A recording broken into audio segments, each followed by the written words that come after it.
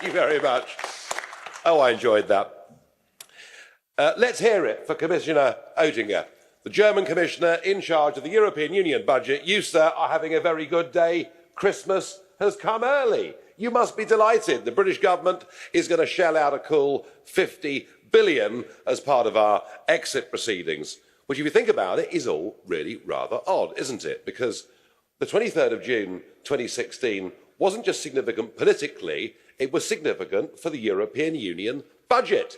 We've been a net contributor into the EU budget every single year since 1973. For most of those years, we've been the second biggest contributor, and we pay in 16% of the total European Union budget. But of course, we're leaving.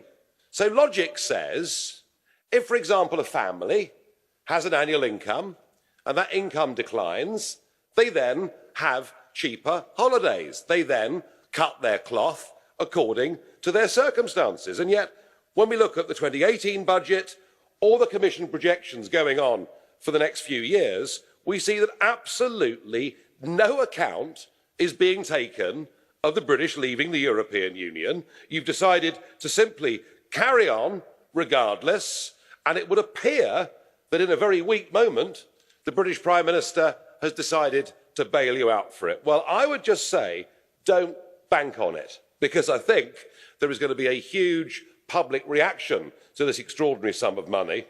Honestly, I do. I think there is a real prospect of there being a big rebellion within the Conservative Party against their own leader. So don't think this is absolutely guaranteed. And certainly the line that I've always taken is that no deal is better than a bad deal. And in this case, it's worse than a bad deal because we don't even know if we're going to get a trade deal in return.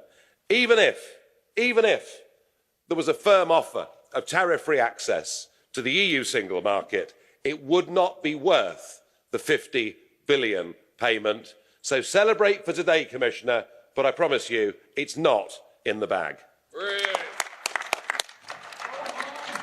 Mr Farage, there is a blue card request from Mr Mureşan, our rapporteur. Do you accept? Please, Mr Mureşan.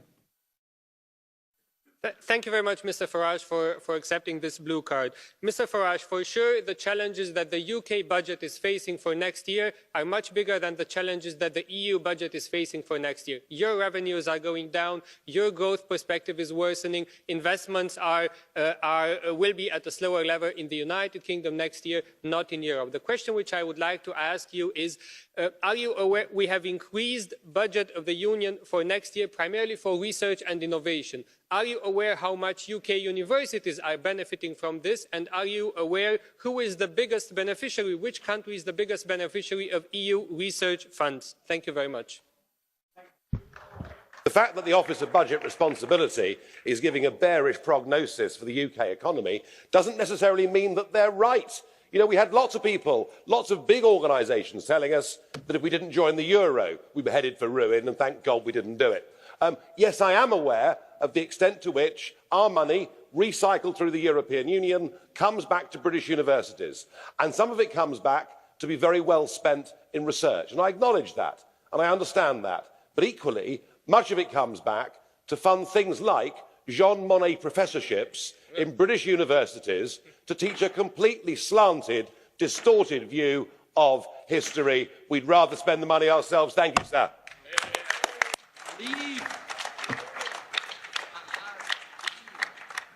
Thank you. I think for clarification, the House would agree that the United Kingdom is still a full member of the European Union and remains so until the end of March